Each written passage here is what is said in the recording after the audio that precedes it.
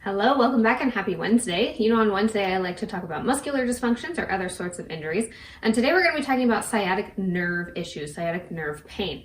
So quick little anatomy, we're going to talk about where the sciatic nerve is. It starts at the top of your butt right here, right in your lower lumbar spine. And it passes through the piriformis, which is something that passes through your pelvic girdle here. So if you think of that wide bony thing you sit on, it goes underneath that, comes around to the back of our thigh, and then actually goes all the way down the back of our leg and starts to stem off into other regions in the foot. So it's a really big nerve. It's one of the biggest in your body. I think it is the biggest, actually, excuse me. And I'm going to go ahead and pop a little picture in right here with the sciatic nerve highlighted so that you will see what I'm talking about, where it is in the body. So how does it get injured? It actually tends to be a secondary problem. So usually it happens when you have like a slip disc in that low back that I was talking about. It causes pressure on the nerve, or even if you have like a bone spur or something that's referred to as piriformis syndrome, which we'll get into that in some other video, but if you have it, you know. The symptoms include numbness, tingling, or pain that starts here at the butt and radiates all the way down the back of the leg, or it can just stay right in the butt. And what we want to avoid when we have any sort of sciatic nerve problems is sitting for long periods of time, because it just adds more pressure onto that nerve, causes more problems. So if you can, avoid sitting, try to get a standing desk, something like that. And can we fix it? Yes, we absolutely can. So because it's a secondary issue though, obviously you have to fix the issue that has caused it in the first place. So if you have a slip disc, chances are you might need to have some sort of back surgery or strengthen the spine in other ways. But also strengthening the glutes and improving our posture and stretching the piriformis, which is causing all of the tension on that nerve, will help relieve the symptoms. So today I'm going to ride you through a quick little exercise routine. It's only about 8 exercises. Some of those are stretches, some of those are strengthening. You don't need any equipment for this. If you're on hardwood floor or tile, I do suggest using a mat, or you could even use a towel or a blanket. It doesn't have to be anything fancy. I'm on carpet, so I'm just going to go ahead and show you on the carpet. But let's go ahead and head on back there. We're going to do about 10 repetitions of each exercise, except for when we stretch, we're just going to go ahead and hold those. So we're going to go ahead and start on our hands and our knees here. We're going to do a hip extension. So I want you to just go ahead and take that leg that's closest to me straight out in line with that hip. We're not going way up here. We're just keeping it nice and in line with that hip. We're extending from the hip. That's why it's called a hip extension. I want you to use that glute to send that leg parallel to the floor. We're nice and tight in our core here, nice straight line. We're going to switch off each time. We're going to do 10 each side. So we'll do 20 all together. Let's go ahead and start with the other side here. Perfect. This is where you want to keep that core tight to keep yourself stable and not moving around, rocking around. If you find that your balance is a little bit challenged, you can take those arms a little wider than shoulders. A wider base of support is always going to help you in a balance challenge.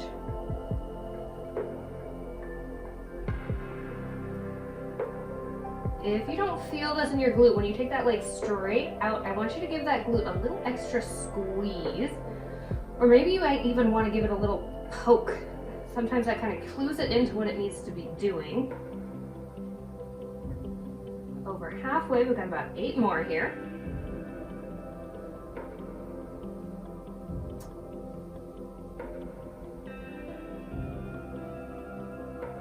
If you wanted to progress this exercise, you always have the option of adding a resistance band around your legs as well. But for now, let's just focus on really making sure that those glutes are working the way they're supposed to.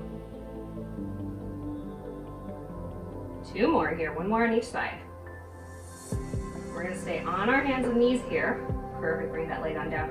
We're going to go into a pigeon stretch. So I want you to bring one leg forward, and I want you to go ahead and come down onto the side of your shin so that your front leg is parallel with the wall in front of you. And go ahead, just scoot yourself down into that stretch. However far it feels comfortable for you, you can come down onto your elbows if you'd like. You can stay up on your hands. If you want an even deeper stretch, you can come all the way down to the floor. Just make sure you're breathing nice and deeply here. This is helping stretch that piriformis and helping open up the inlet where that nerve is, helping relieve some of that inflammation. 1 more nice deep breath here. All right, go ahead, come on up to those hands. I'm going to curl my toes under that back foot, lift myself up into a little bit of a plank position here for a second. let's just go ahead and switch those legs on out. And we want to breathe nice and deeply here. That helps relax our central nervous system. It allows us to stretch and relax a little bit deeper. One more nice deep breath here, and then we're gonna go ahead and lay on our side. We're gonna go into a little side lying series real quick. All right. Go ahead, roll over onto one of your sides. We're gonna just lengthen both of our legs out here. Hand can come underneath you, like a little pillow, right on your bicep here. If that's uncomfortable for you, you can always grab a pillow or even a small ball to prop your head up. It's totally up to you. Keep some nice length in that collarbone. We're nice and wide. We're just gonna lift and lower our top leg, and we're gonna do 10 of these. I'm only lifting about 4 or 6 inches up above the ground. My top hip is never coming up into my rib cage. It's staying nice and long through this side of my body. This is working a little bit of our glute med, strengthening those glutes. One more time. Halfway here. You may notice as we go along and we do the other side in just a second, that one side of your body feels a little stronger than the next, and that's totally normal. None of us are perfectly even, but if you find that happening, you're more than welcome to add a little extra repetitions onto that weaker side. Let's go for 2 more here. Last one. Perfect. Go ahead and bend your knees, bring those in towards your chest. We're gonna keep our legs stacked here. We're gonna go into some clams. My feet and my ankles stay together. My knee is just coming up towards the sky, just a couple inches here, just like I'm opening up like a book. Bring it back down. Watch this top hip here. If you start to feel it roll back to the back of the room, you're opening just a little too far. We want to keep this nice and slow and controlled so that we keep all of that movement in those glutes and those hamstrings. Halfway here. After this set, I'm gonna go ahead and flip around. We're gonna do all of this on the other side real quick. If you're at home, you can just go ahead and roll away from me. Let's go for 3, 2, and last one here. Perfect, go ahead, bring it on down. Let's flip ourselves around real quick. We're gonna start with those upper leg lifts one more time. You know your options for your head here. And you know how to control that upper leg.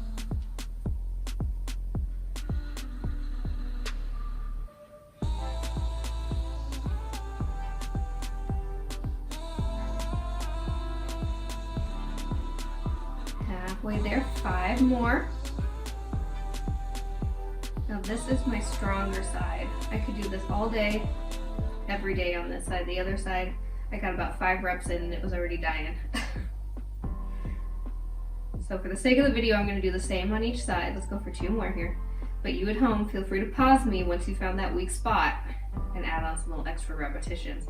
All right, go ahead, bend those knees in. We're gonna go for those clams one more time. Again, keeping an eye on that top hip. Clams are great because they help work the booty, the outer thigh, the hamstrings, even the inner thighs. They're a very versatile exercise if you want to work on any sort of lower body strength. All right, just 5 more here.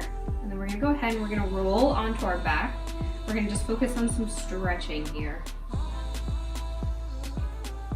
Do that 3, 2, last one.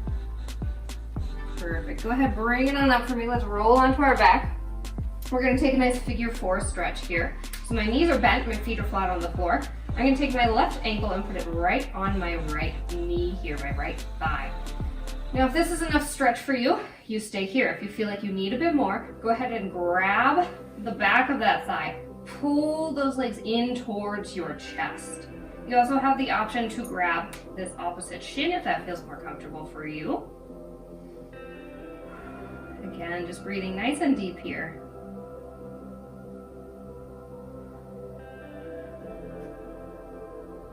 One more nice deep breath.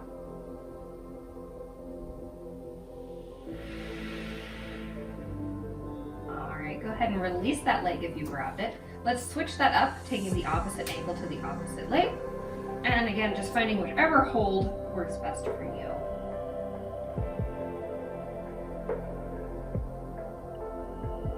after this, we're gonna go ahead and go into a hamstring stretch. I'm gonna bring you up to seated to do that. Last deep breath here. All right, go ahead, release that leg. Take your time coming up to seated here. We've been down for a while. And just go ahead, take your legs out straight in front of you. Stand up nice and tall here. Inhale and exhale. Fold yourself forward just as far as feels comfortable for you. I have some pretty tight hamstrings, so I can't go super far, but this feels like more than enough of a stretch for me. Now you have some options for your foot placement here. You can dorsiflex those feet, take those toes up towards the ceiling, grab towards them. You'll feel this a little bit more in the back of your calves. So if you feel like you have tight calves as well, you're welcome to try this one. If you want to focus just on those hamstrings, point those toes. You'll feel that more in the thigh here. And you can do a little bit of both. Feel free to play with that foot placement. Find what works best for you. I like to pulse this movement just a little bit, but if that doesn't feel comfortable for you, then by all means hold it steady. One more nice deep breath here. All right, and when you're ready, go ahead, come on out of that stretch. Come on back up to standing. Thank you guys so much for joining me today. I hope that you found this helpful, and I hope that your sciatic nerve is feeling a little bit better already. Of course, with all things, we have to do this consistently to see results. So I would suggest doing this at least a couple times a week, or maybe even once a day towards the end of your work week day, if you've been sitting a lot at your desk.